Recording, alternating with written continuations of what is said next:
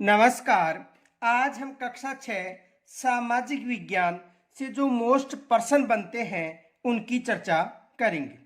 तो देखो, एक तो पर्सन ये बन सकता है कि इंडिया शब्द इंडस से निकला है। इंडिया शब्द इंडस से निकला है, जिसे संस्कृत में कहा जाता है, जिसे संस्कृत में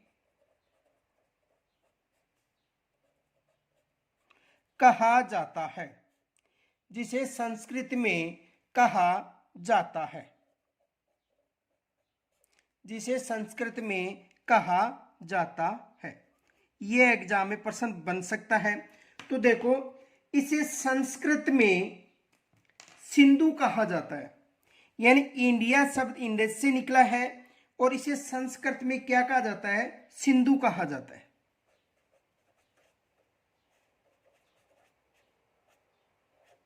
इसे संस्कृत में क्या कहा जाता है? सिंधु कहा जाता है।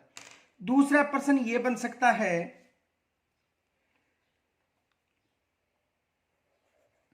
संस्कृत की आरंभिक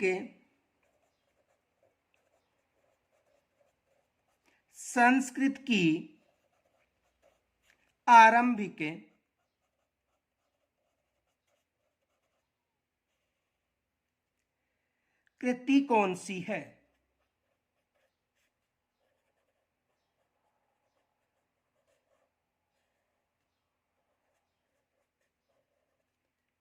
तो देखो, संस्कृत की यदि आरंभिक कृति या रचना की बात पूछी जाए तो ऋग्वेद बताना है।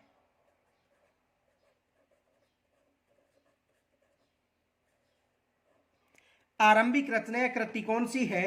ऋग्वेद। ये विशेष याद रखना, यहां से एग्जाम में प्रश्न बन सकता है। देखो, एक फैक्ट याद रखना,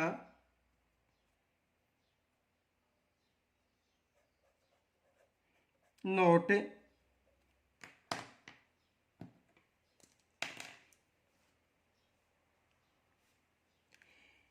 यह कृति लगभग 3500 वर्ष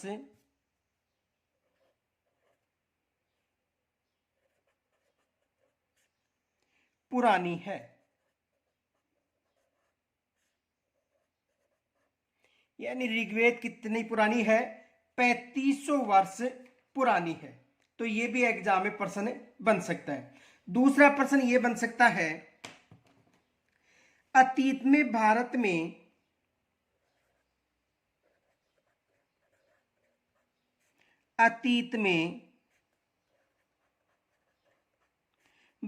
में आम लोग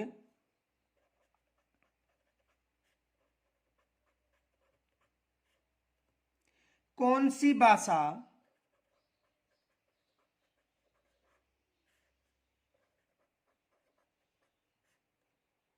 का प्रयोग करते थे?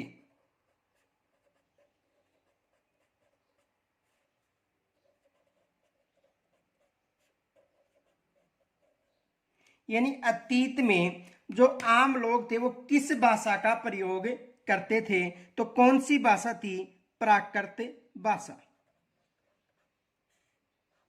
किस भाषा का प्रयोग करते थे? प्राकृत भाषा का प्रयोग करते थे। दूसरा देखो, किस काल में हमें पर्यावरणीय बदलाव मिलते हैं? यह भी बन सकता है एग्जाम में। किस काल में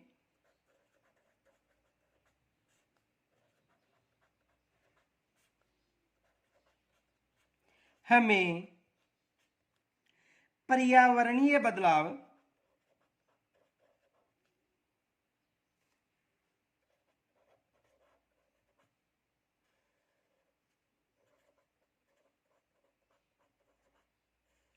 मिलते हैं?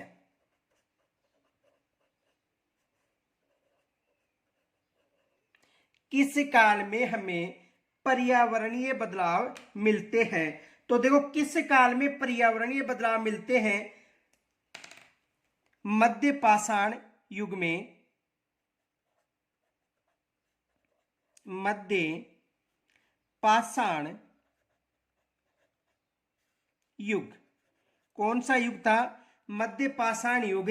इसे मेसोलिथ के नाम से भी जाना जाता है। मेसोलिथ, इसे मेसोलिथ के नाम से भी जाना जाता है। और यहां एक फैक्ट याद रखना,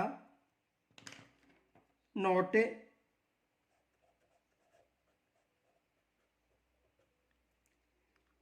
इस काल के पाषाण औजार,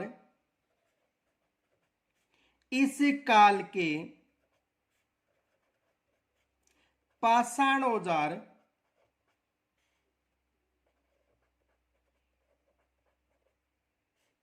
इस काल के पाषाण औजार आमतौर पर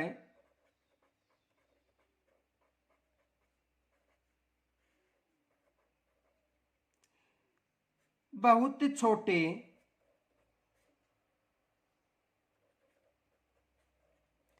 होते थे।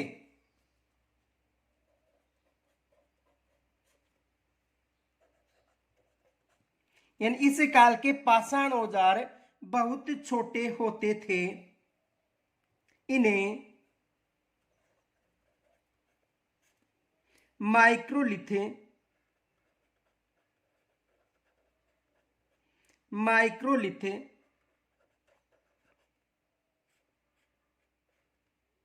यानी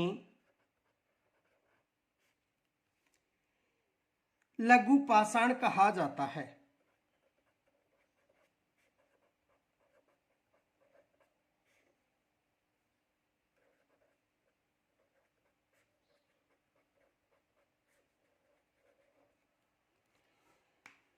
दूसरा प्रश्न यह बन सकता है,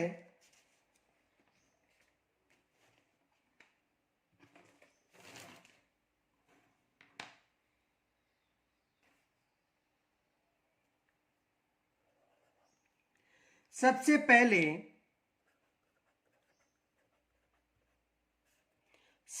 पहले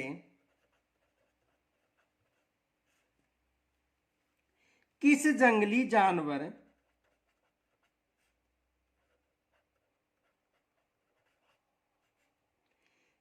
जंगली जानवर को पालतू बनाया गया? यह भी एग्जाम में प्रश्न बन सकता है कि सबसे पहले किस जंगली जानवर को पालतू बनाया गया था। तो कौन सा जंगली जानवर था? कुत्ता। तो सबसे पहले कुत्ता को पालतू जानवर के रूप में बनाया गया था। दूसरा प्रश्न यह बन सकता है,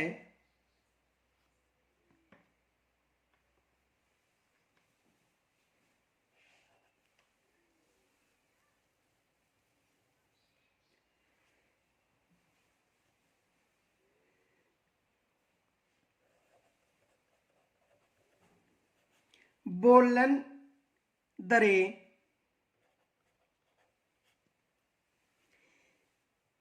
के पास कौन सा स्थान है?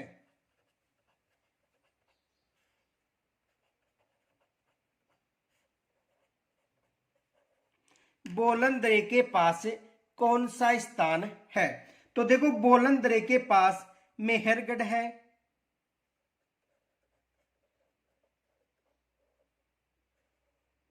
बोलन दरे के पास कौन सा स्थान है?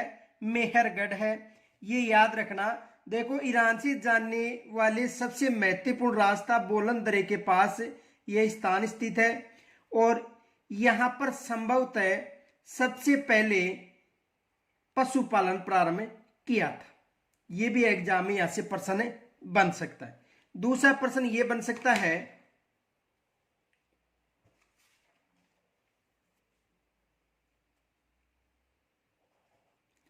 भीमबेटका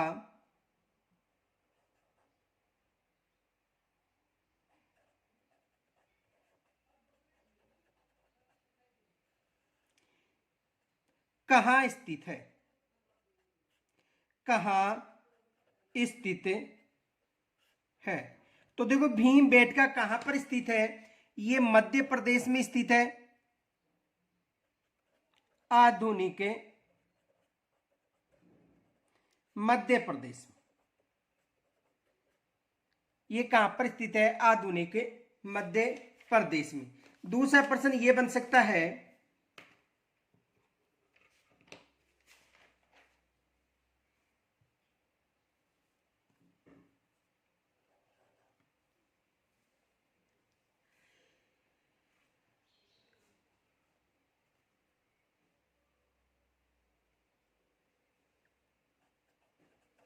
सिंधु घाटी सभ्यता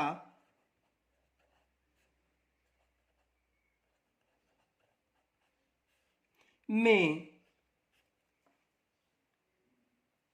ऊंचाई वाले भाग को, ऊंचाई वाले भाग को कहा जाता था, कहा जाता था।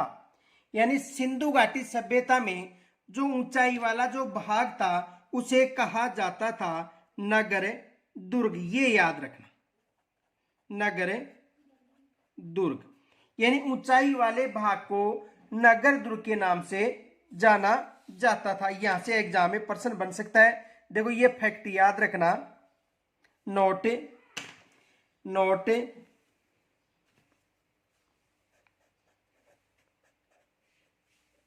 नोट ये याद रखना। देखो ऊंचाई वाले भाग को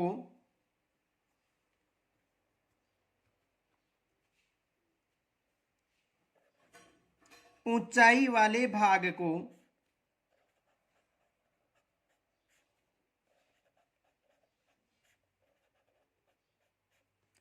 ऊंचाई वाले भाग को नगर दुर्ग कहा गया, नगर दुर्ग कहा गया।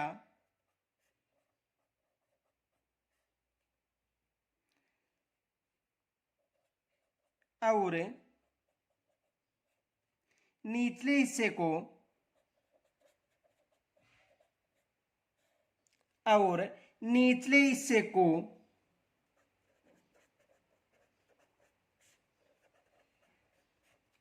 निचला नगर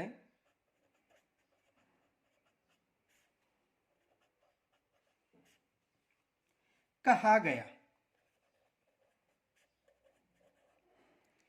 यहां से एग्जाम में प्रश्न बन सकता है। दूसरा प्रश्न यह बन सकता है,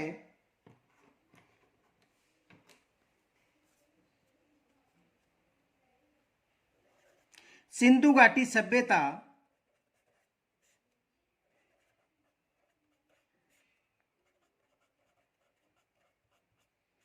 में सबसे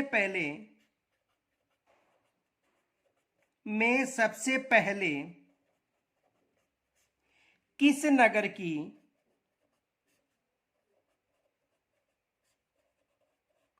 खोज की गई थी,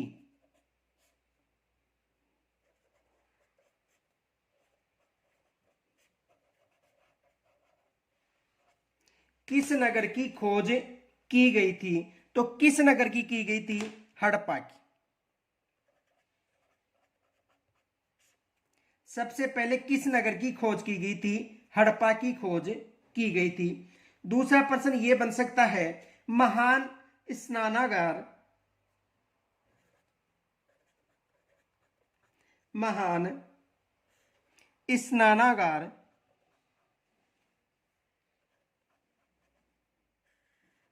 किस स्थान से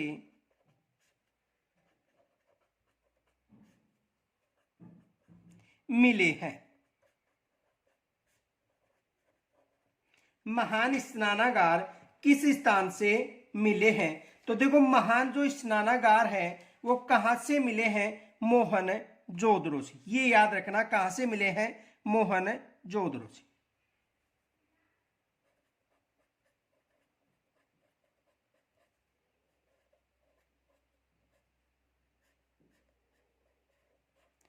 कहां से मिले हैं, मोहनजोदड़ो से मिले हैं। ये याद रखना, यहां से एग्जाम में प्रश्न बन सकता है। दूसरा प्रश्न ये बन सकता है,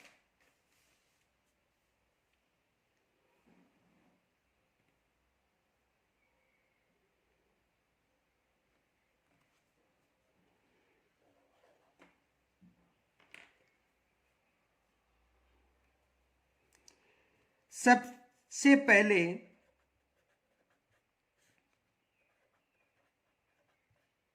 लिपि का ज्ञान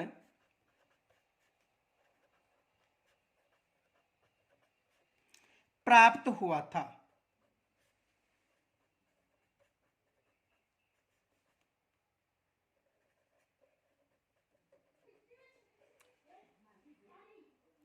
तो सबसे पहले जो लिपि का ज्ञान है वो कहां से मिला था? देखो, सबसे पहले जो लिपि का ज्ञान था वो मोहरों से प्राप्त मिला था, यानी सिंधु घाटी सभ्यता की मोहरों से। सिंधु घाटी सभ्यता की मोहर कहां से मिला था? सिंधु घाटी सभ्यता की मोहर से सबसे पहले हमें किसका ज्ञान मिला था? लिपि का ज्ञान मिला था। ये विशेष याद रखना, यहां से एग्जाम में प्रश्न मिल सकता है, बन सकता है। दूसरा ये बन सकता है कि उपमहाद्वीप में पाए गए लेखन का ये प्राचीनतम उदाहरण था। ये भी याद रखना, देखो नोट, उच्च महा यानी उपमहाद्वीप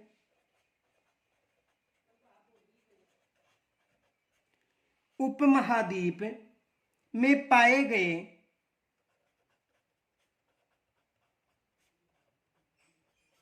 उपमहाद्वीप में पाए गए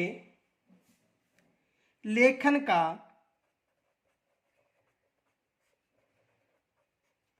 यह प्राचीनतम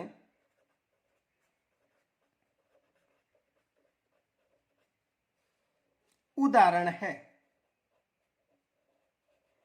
ये याद रखना। तो सबसे पहले लिपि का ज्ञान प्राप्त हुआ था सिंधु घाटी सभ्यता की जो मोहर थी, यहां से लिपि का ज्ञान प्राप्त हुआ था। तो ये भी याद रखना, यहां से भी एग्जाम में प्रश्न बन सकता है।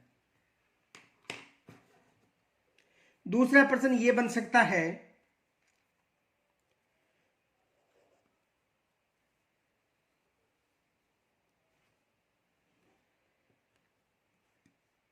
तांबे का निर्यात तांबे का निर्यात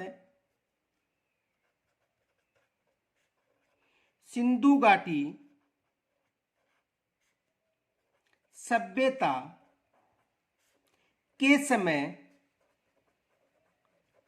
किया जाता था।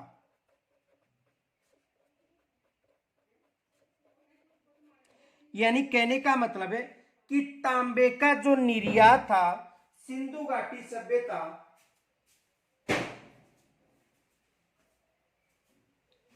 तांबे का निर्यात सिंधु घाटी सभ्यता के समय किया जाता था। तो देखो, सिंधु घाटी सभ्यता के समय जो तांबे का जो निर्यात था वो कहां से किया जाता था?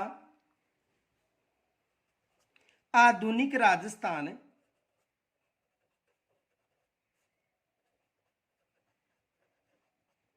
और आधुनिक राजस्थान में भी खेतड़ी झुंझुनू से।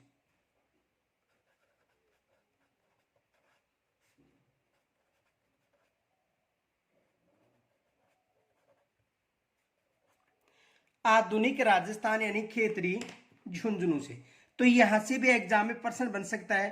कुछ फैक्ट याद रखने, देखो नोट। एक तो ये बन सकता है कि पश्चिमी एशियाई देश ओमान से भी तांबे का आयात किया जाता था।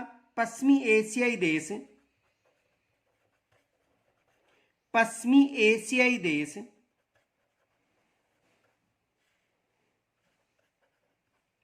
ओमान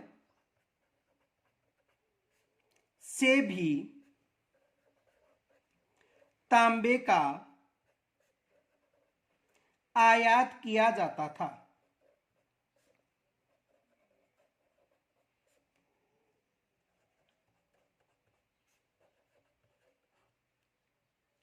दूसरा ये बन सकता है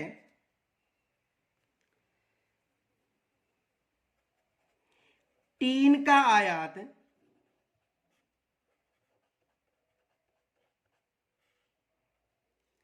ईरान व अफगानिस्तान से किया जाता था।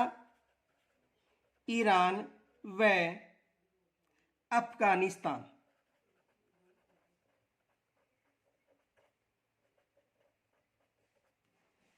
कहां से किया जाता था?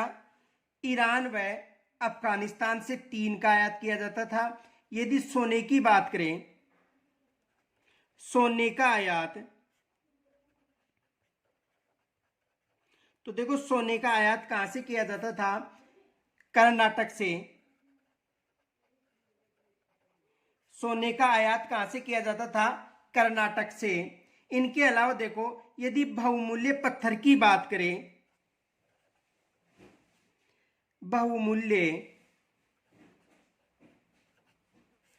यदि बहुमूल्य पत्थर की बात करें तो देखो बहुमूल्य पत्थर गुजरात के बाद ईरान, गुजरात, ईरान और अफगानिस्तान।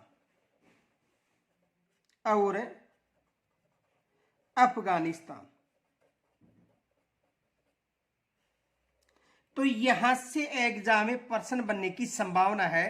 कोई सा भी प्रश्न बन सकता है। यहां से विशेष मोस्ट माना एग्जाम में प्रश्न बन सकता है। दूसरा प्रश्न यह बन सकता है,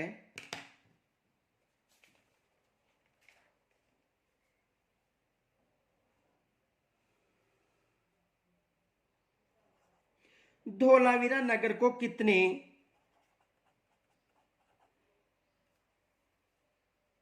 धोलावीरा नगर को कितने भागों में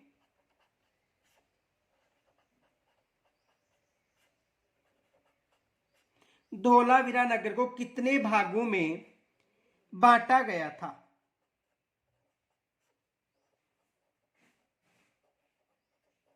तो देखो धोलावीरा नगर को कितने भागों में विभाजित किया गया था?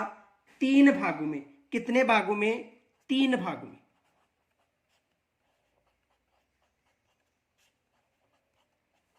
धोलावीरा नगर को कितने भागों में विभाजित किया गया था? 3 भागों में। यहां से भी एग्जाम में प्रश्न बन सकता है।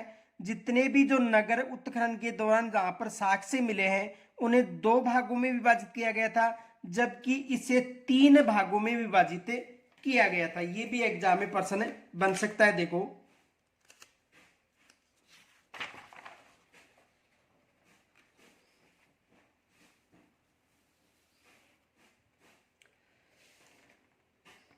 यहां से फैक्ट याद रखना, नोट,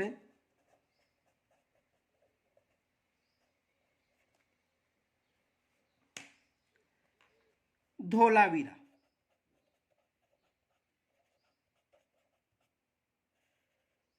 यहां से एग्जाम में प्रश्न बन सकता है। देखो धोलावीरा है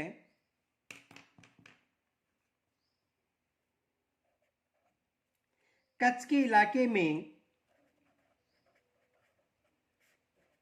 कच्छ के इलाके में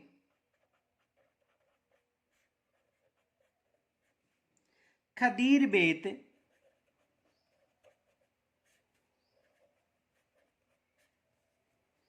के किनारे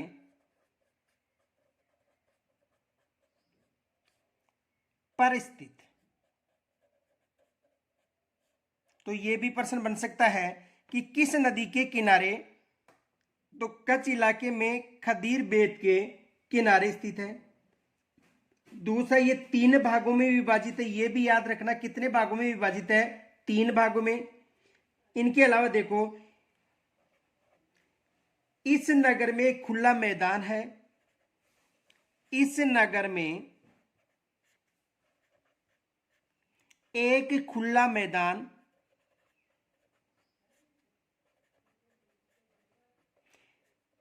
यानी यहां पर एक खुला मैदान है। कहने का मतलब है कि ये सार्वजनिक जो कार्यक्रम आयोजित होते हैं उनके लिए होगा। किनके लिए? सार्वजनिक कार्यक्रमों के लिए।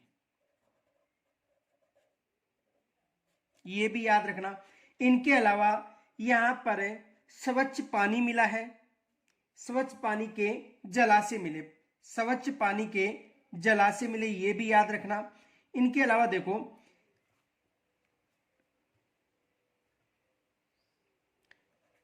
यहां से मिले, यहां से मिले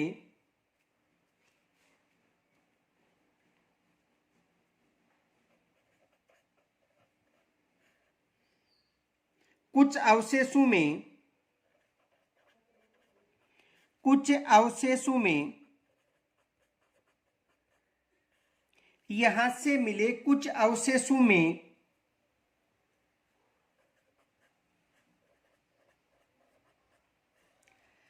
हड़प्पा लिपि के, हड़प्पा लिपि के बड़े बड़े अक्षर,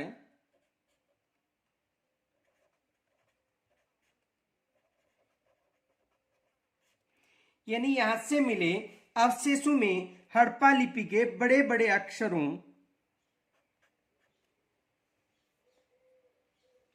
को पत्थर पर,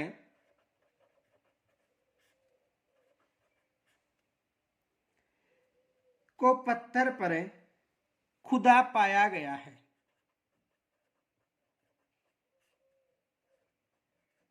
ये अलग विशेषता है क्योंकि जितने भी लिपि के चिन्ह मिले हैं वो मोहर पर मिले हैं, लेकिन यहाँ पर पत्थर पर बड़े बड़े अक्षर मिले हैं जबकि लिपि पर छोटे छोटे अक्षर मिले थे। तो यहां से एग्जाम में प्रश्न बन सकता है। दूसरा प्रश्न ये बन सकता है,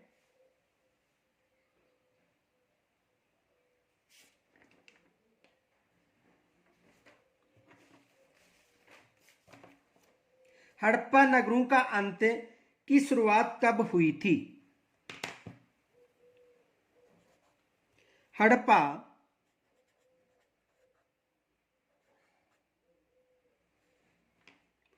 के नगरों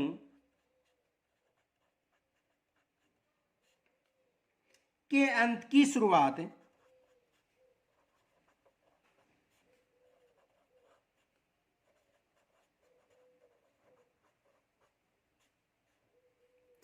कब हुई?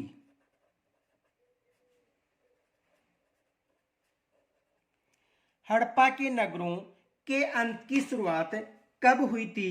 तो लगभग 3900 साल पहले।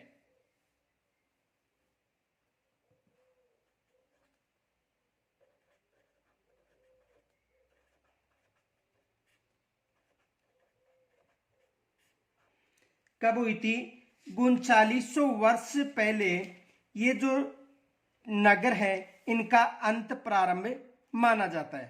तो कब से माना जाता है? लगभग 3900 साल पहले से। दूसरा ये प्रश्न बन सकता है, हड़प्पा सभ्यता से प्राप्त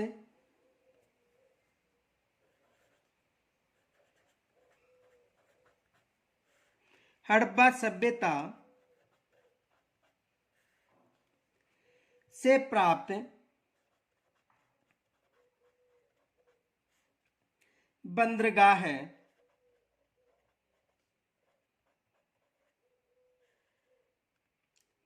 किस नगर में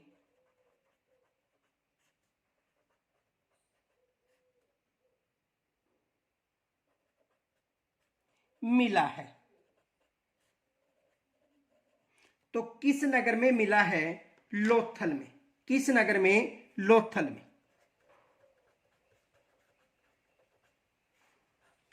किस नगर में मिला है? लोथल में मिला है। देखो यहां पर सबसे बड़ा बंदरगाह मिला था लोथल में, ये याद रखना कि लोथल में सबसे बड़ा बंदरगाह मिला था। देखो एक फैक्ट याद रखना, नोट, गुजरात की खंबात की खाड़ी में, गुजरात की खंबात की खाड़ी में, खंबात की खाड़ी में गुजरात की खंबात की खाड़ी में मिलने वाली साबरमती मिलने वाली साबरमती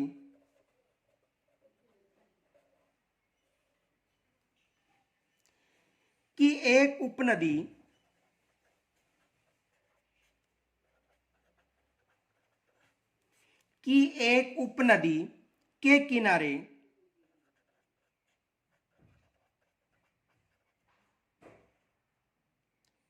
लोथल नगर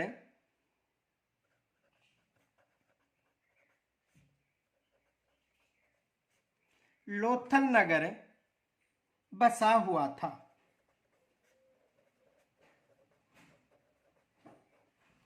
तो ये भी एग्जाम में प्रश्न बन सकता है। दूसरा प्रश्न ये बन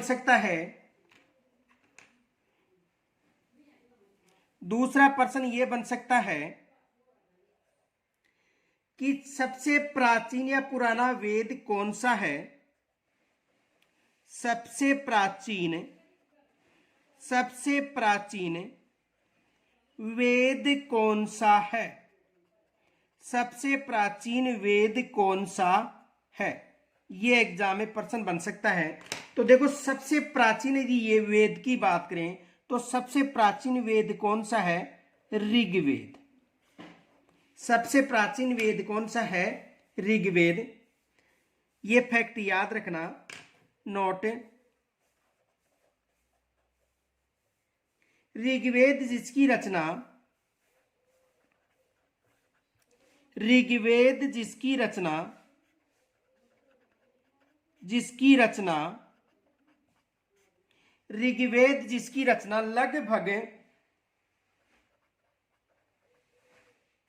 लगभग 3500 वर्ष पहले हुई थी।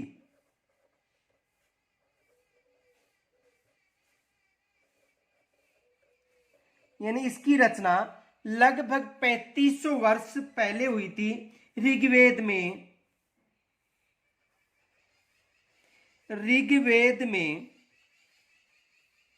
1000 से ज्यादा प्रार्थनाएं हैं। 1000 से ज्यादा प्रार्थनाएं हैं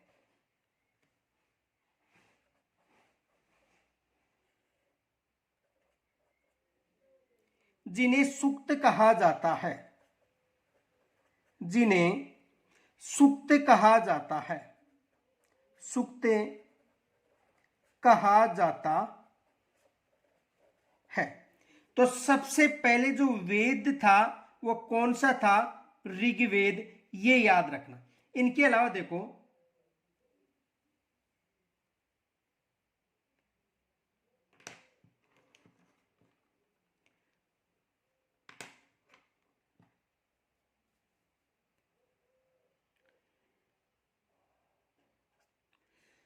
सूक्त का मतलब होता है अच्छी तरह बोला गया, अच्छी तरह बोला गया।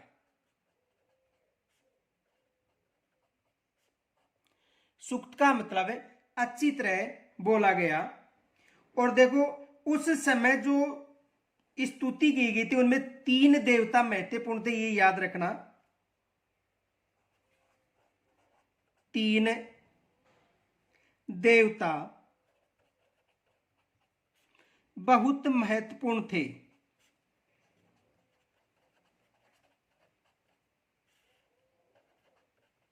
कौन कौन से थे, अग्नि, इंद्र और सोम। अग्नि, इंद्र एवं सोम। अग्नि, इंद्र एवं सोम। तो देखो, अग्नि आग का देवता था, इंद्र युद्ध का देवता था और सोम एक पौधा था। ये याद रखना। देखो, अग्नि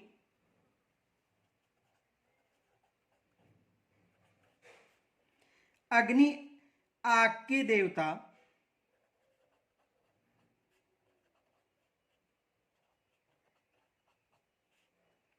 इंद्र युद्ध का देवता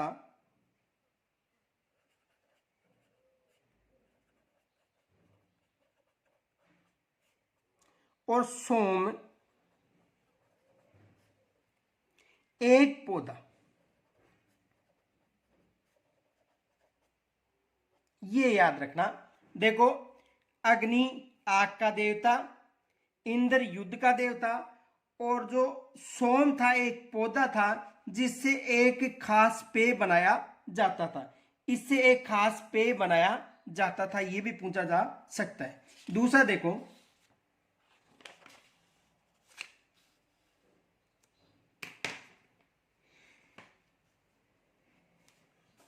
दूसरा प्रश्न बन सकता है ऋग्वेद की भाषा।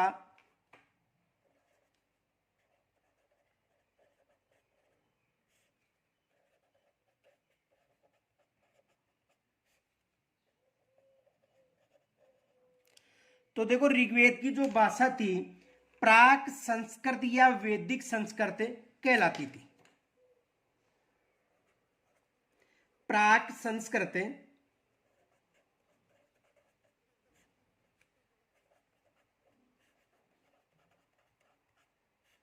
या वैदिक संस्कृत।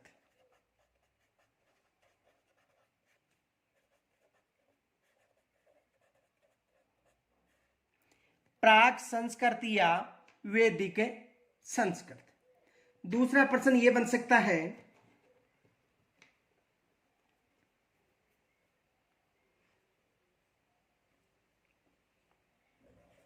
ऋग्वेद में कुछ सूक्त वार्तालाप रूप में, ऋग्वेद में कुछ सूक्त वार्तालाप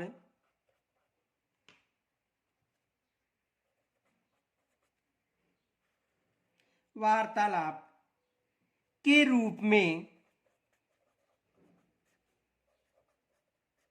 थे, तो बताओ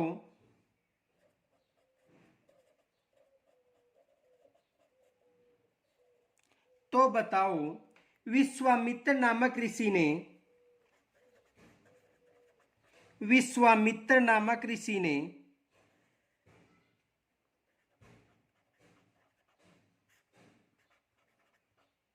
किन्होंने, विश्वामित्र नामक ऋषि ने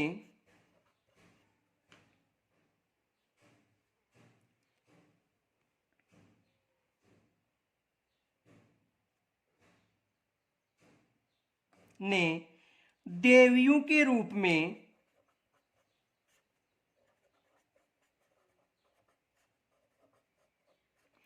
देखो, ऋग्वेद में कुछ सूक्त वार्तालाप रूप में थे, तो बताओ विश्वामित्र नामक ऋषि ने, किन्होंने, विश्वामित्र नामक ऋषि ने देवियों के रूप में पूजित दो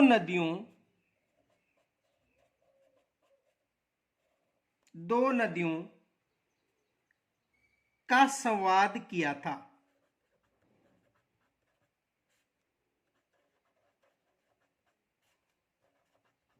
वे नदियां हैं,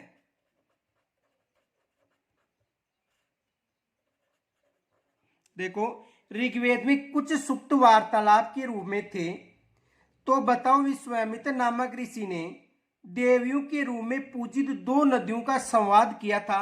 वे नदी कौन कौन सी थी? तो ये याद रखना, व्यास व सतलज नदी।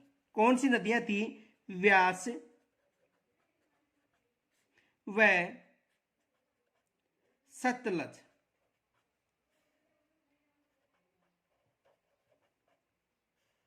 नदियां, ये याद रखना, यहां से एग्जाम में प्रश्न बन सकता है। दूसरा प्रश्न ये बन सकता है नदियों की तुलना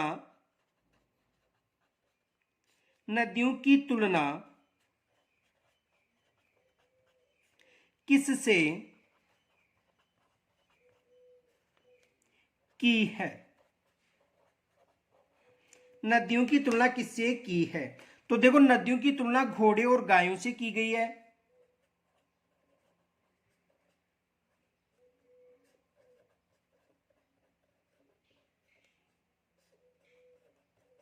यानी ऋग्वेद की बात कर रहे हैं कि ऋग्वेद में जो नदियों की तुलना है किससे की गई है, तो ऋग्वेद में जो नदियों की तुलना है घोड़े व गायों से की गई है। यहां से एग्जाम में प्रश्न बन सकता है। दूसरा देखो, दूसरा प्रश्न यह बन सकता है,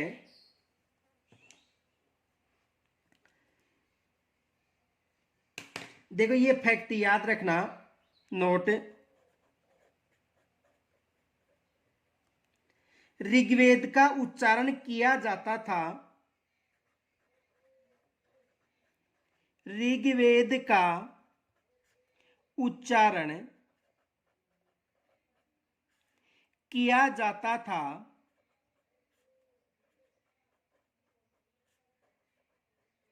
ऋग्वेद का उच्चारण किया जाता था और श्रवण किया जाता था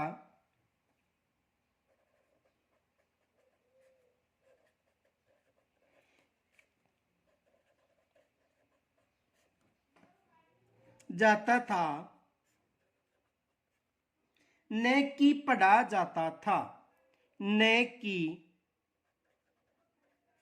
पढ़ा जाता था,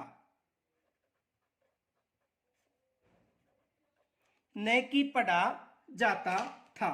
ये याद रखना, एग्जाम में प्रश्न बन सकता है कि ऋग्वेद का उच्चारण किया जाता था, श्रवण किया जाता था, पढ़ा जाता था या उपयुक्त सभी।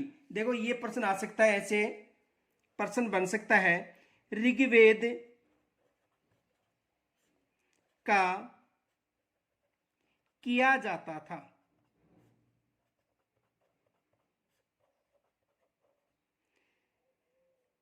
ए में मिल सकता है, यानी ये एग्जाम में प्रश्न आ सकता है, ए में मिल सकता है उच्चारण, बे में मिल सकता है श्रवण, से में मिल सकता है ए व बे, और दे में मिल सकता है पढ़ा जाता। तो देखो ऋग्वेद का उच्चारण व श्रवण किया जाता था, न कि पढ़ा जाता था, ये याद रखना। तो यहां से एग्जाम में प्रश्न बन सकता है। इनके अलावा देखो ऋग्वेद संबंधी जो कुछ पांडुलिपियां मिली हैं वो पुणे महाराष्ट्र का जो पुस्तकालय है वहां पर सुरक्षित है। ये भी याद रखना, कहां पर सुरक्षित है,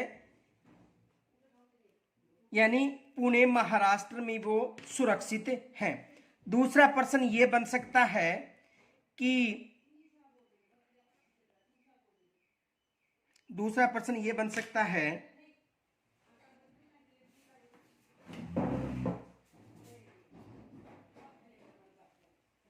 देखो दूसरा प्रश्न ये बन सकता है कि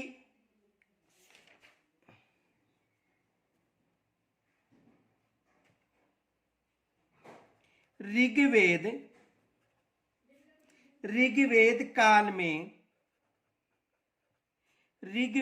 काल में जनता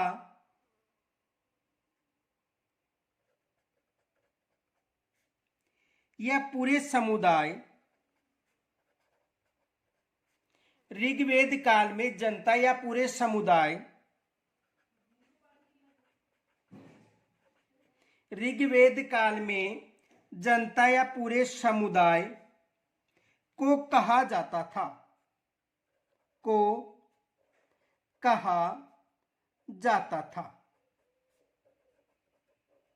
ऋग्वेद काल में जनता या पूरे समुदाय को कहा जाता था, तो विश्व के नाम से जाना जाता था, विश्व या जन, किनके नाम से जाना जाता था, विश्व या जन के नाम से इन्हें जाना जाता था। तो यहां से भी एग्जाम में प्रश्न बन सकता है। दूसरा प्रश्न यह बन सकता है,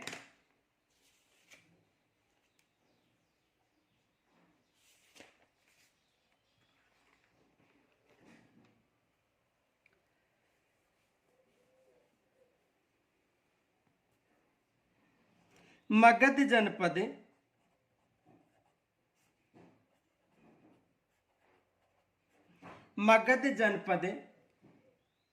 से कौन सी नदियां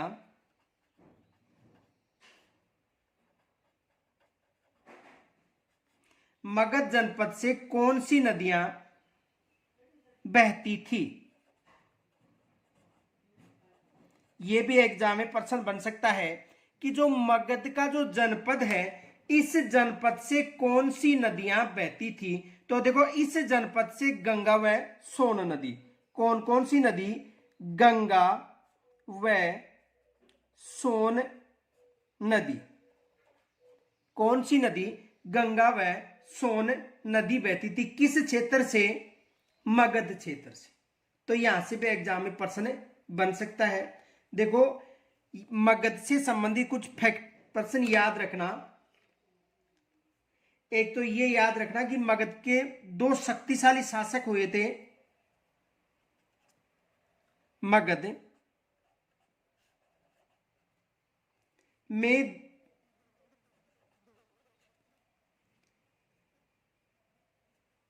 दो बहुत शक्तिशाली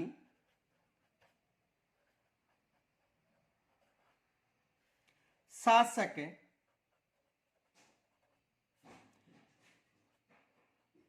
हुए थे। मगध में दो बहुत शक्तिशाली शासक हुए थे। कौन कौन से थे? एक था बिंबिसार और दूसरा था अजातशत्रु। एक कौन सा था? एक था बिंबिसार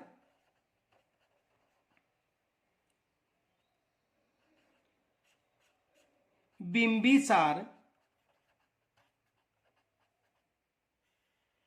और दूसरा कौन सा था?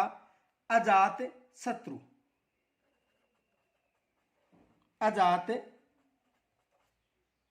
शत्रु यानी दो शासक हुए थे, अधिक शक्तिशाली शासक थे। एक था बिंबिसार और दूसरा था अजात शत्रु। ये याद रखना। इनके अलावा अन्य जो महत्वपूर्ण शासक था मगध का, वो था महापद्मनंद।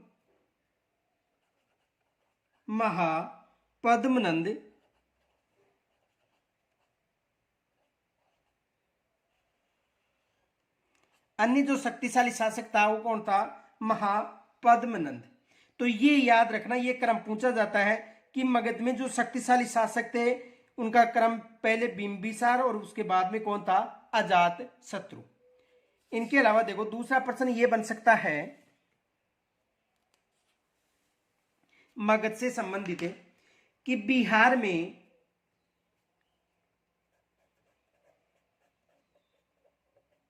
नोट, बिहार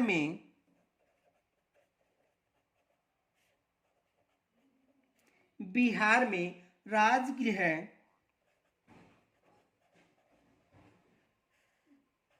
जिसे आधुनिक राजगीर कहा जाता है, आधुनिक समय में आधुनिक राजगीर यानी बिहार में राजगृह यानी आधुनिक राजगृह कई सालों तक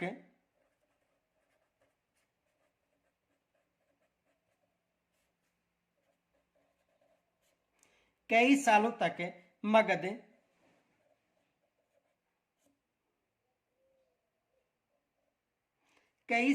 मगध की राजधानी बनी रही।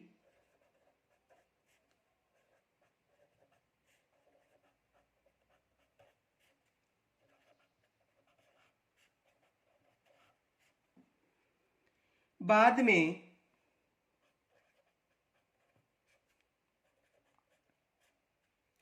पाटलिपुत्र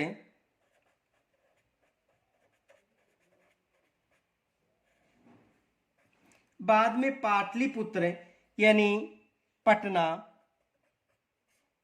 वर्तमान में पटना को राजधानी बनाया गया।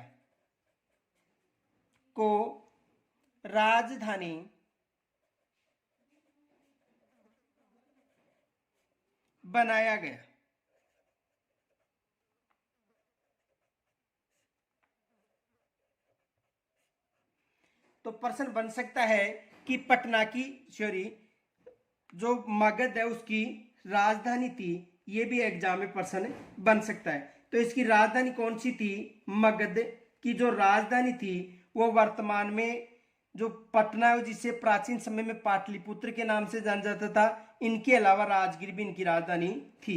दूसरा प्रश्न ये बन सकता है,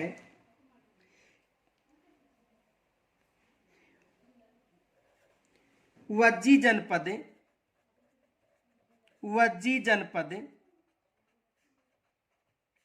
की राजधानी थी।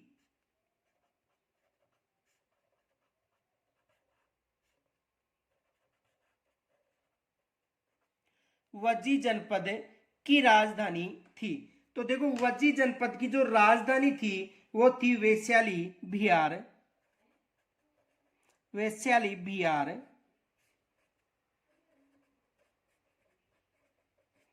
किस जनपद की राजधानी थी? वज्जी जनपद की राजधानी थी। और देखो यहां पर जो शासन व्यवस्था थी वो गणिया, यहाँ की शासन व्यवस्था को गणिया संघ कहते थे, ये भी याद रखना। नोट,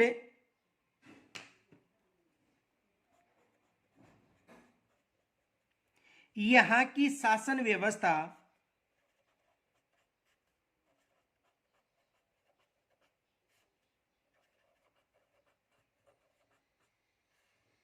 गणिया संघ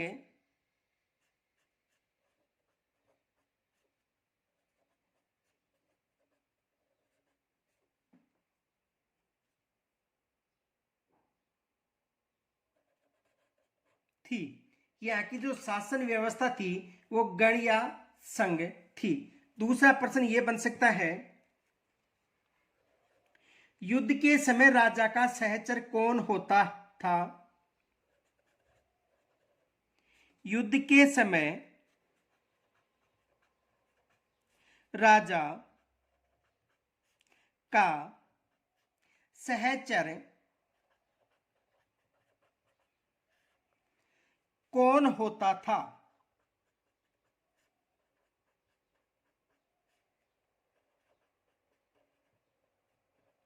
युद्ध के समय जो राजा था उसका सहचर कौन होता था? तो इसका सहचर कौन होता था? सारथी। जो इसका सारथी होता था वो ही इसका सहचर होता था। दूसरा प्रश्न ये बन सकता है,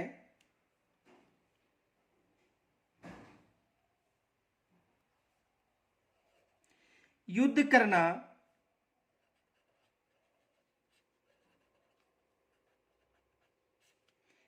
करना तथा लोगों की रक्षा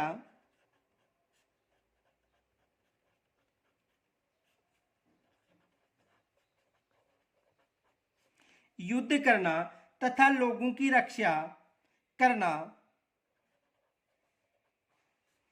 किस वर्ग का कार्य था? किस वर्ग का कार्य था? तो किस वर्ग का कार्य था? क्षत्रिय वर्ग का कार्य था।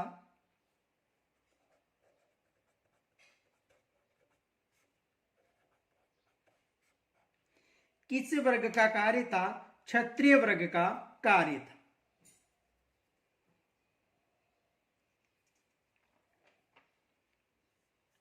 दूसरा प्रश्न यह बन सकता है,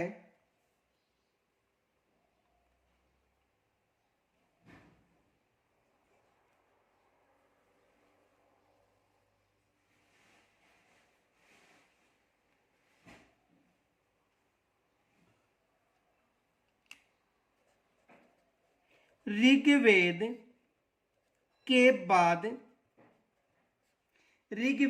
बाद रचे हुए ग्रंथ कहे जाते थे?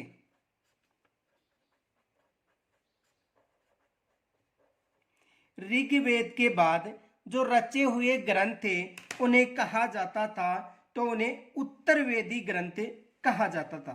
उत्तर वैदिक ग्रंथ, उत्तर वैदिक ग्रंथ, उन्हें किस नाम से जाना जाता था? उत्तर वेदी ग्रंथों के नाम से जाना जाता था।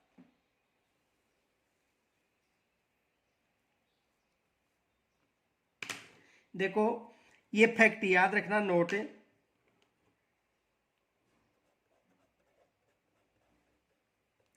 इनके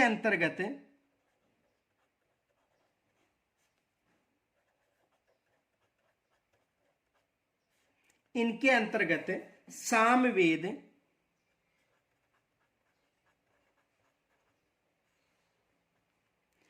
यजुर्वेद,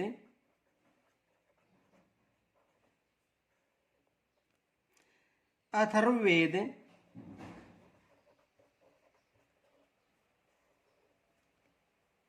तथा अन्य ग्रंथ शामिल थे।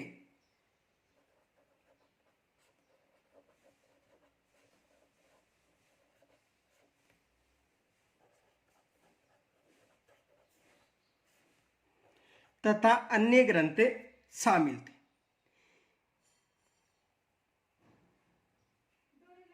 इनके अलावा देखो दूसरा प्रश्न ये बन सकता है,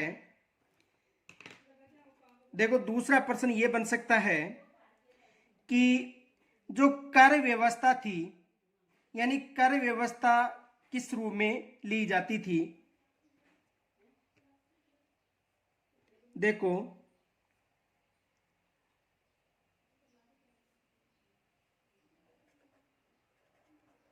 महाजनपद के समय, महाजनपद के समय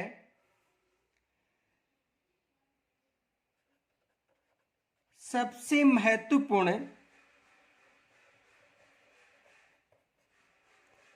कर कौन सा था।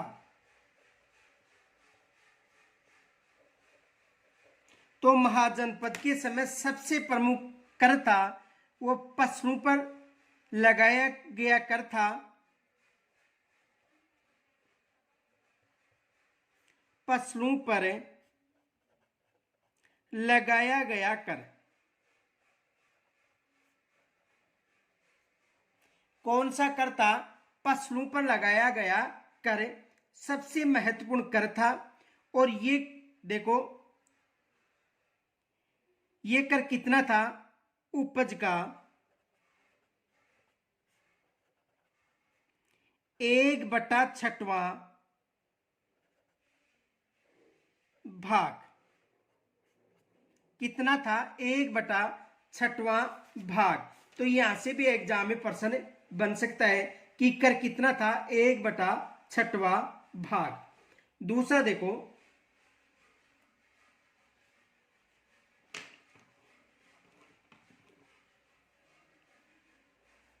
वजी संघ का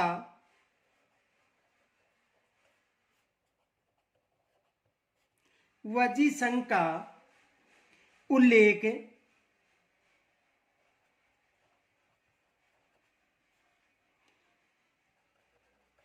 किस ग्रंथ में मिला है?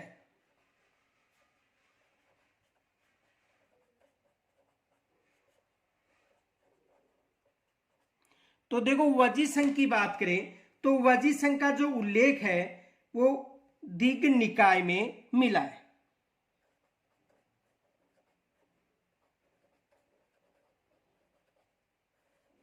कहां पर मिला है? दिग्ग निकाय में मिला है। इनके अलावा देखो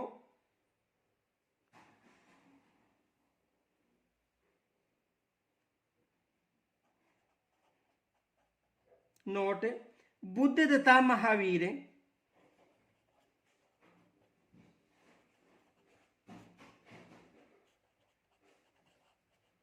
स्वामी,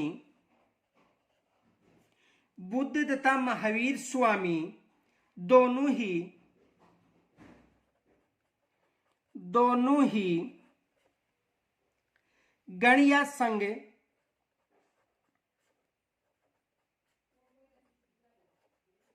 से संबंधित थे।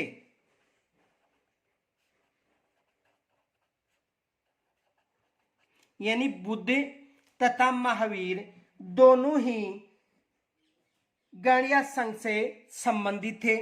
शेष जो प्रश्न है उसकी चर्चा कल करेंगे। धन्यवाद।